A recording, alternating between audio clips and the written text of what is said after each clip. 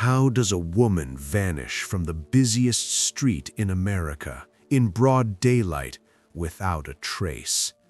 December 1910, New York City.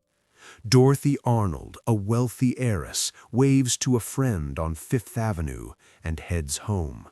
She never arrives. No body, no ransom, just silence. In the heart of the Gilded Age, Dorothy dissolved like smoke. Today we follow the echoes of the woman who stepped into the void. 1910. Manhattan is a city of gold and rigid rules. At its center is Dorothy Arnold. To the public, she is the perfect heiress, daughter of the powerful Frances Arnold, a graduate of Bryn Mawr, a woman who has everything. But behind the mansion walls, Dorothy is a prisoner of her status. She dreams of being a writer, a life her father refuses to understand. In this world, reputation is worth more than truth. The Arnolds have a prestigious name to protect, and Dorothy is expected to play her part. They lived in a gilded cage, never realizing the doors were about to lock forever. On the morning of December 12th, Dorothy prepares to leave the house. She tells her mother she's going shopping for a party dress. It is the last time her family will ever see her. December 12th, 11 a.m. Dorothy leaves the family mansion. She's dressed in a blue tailor-made suit and a black velvet hat. In her purse, she carries only $30, enough for a day of shopping, but not enough to start a new life. Her first stop is Brentano's bookstore on 26th Street. She buys a book of essays. Then she visits a confectioner for a box of chocolates. Witnesses describe her as cheerful, calm, perfectly normal.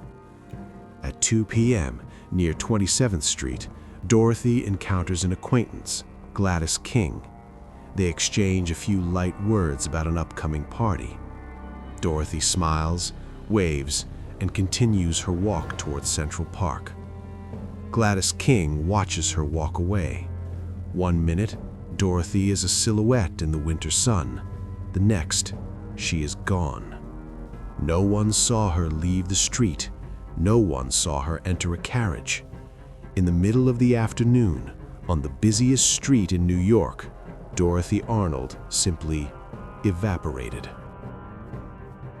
Dinner time at the Arnold mansion, 7:30 p.m. Dorothy's chair remains empty. In a house governed by strict punctuality, this is more than a worry. It is a scandal. But Frances Arnold does not call the police. To the Arnolds, a daughter's disappearance is not a tragedy. It's an embarrassment. They wait. They search her room in secret. They call her friends, whispering questions, terrified that the neighbors might hear. When a friend calls the house later that night, Dorothy's mother lies. She says, Dorothy is in bed with a headache. For 6 weeks, the family keeps the secret. They hire private Pinkerton detectives to scour the city in the shadows. By the time Frances Arnold finally admits his daughter is gone, the trail is ice cold. The most crucial hours of the investigation were sacrificed at the altar of social prestige. While the family protected their name, the city had already swallowed every clue. While the Pinkertons searched the streets, a different Dorothy began to emerge from the shadows of her own life. She wasn't just an heiress. She was a woman with a secret. His name was George Griscom Jr., a man twice her age, whom her parents despised. Weeks before she vanished, Dorothy had lied to her family, claiming she was visiting friends. In reality, she spent a week in a hotel with Griscom. Even more disturbing, after her disappearance, her family found hidden letters. In them, Dorothy spoke of failure, of her struggle to become a writer, of a deep, crushing loneliness. When the police finally tracked Griscom down in Italy, he handed them a note Dorothy had written months earlier. It said, "All I can see ahead is a long road with no turning." Was Dorothy Arnold a victim of a crime, or was she a woman planning her final escape? The search for a body was about to turn into a search for a ghost. As the months turned into years, the investigation moved from the ballrooms of Fifth Avenue to the city's darkest corners. Rumors began to circulate, whispers that the perfect heiress had a tragic secret. Some believed Dorothy had died during a botched medical procedure in a hidden cellar. Others claimed she had been kidnapped, or that she had taken her own life in the freezing waters of the reservoir. Every lead ended in a brick wall.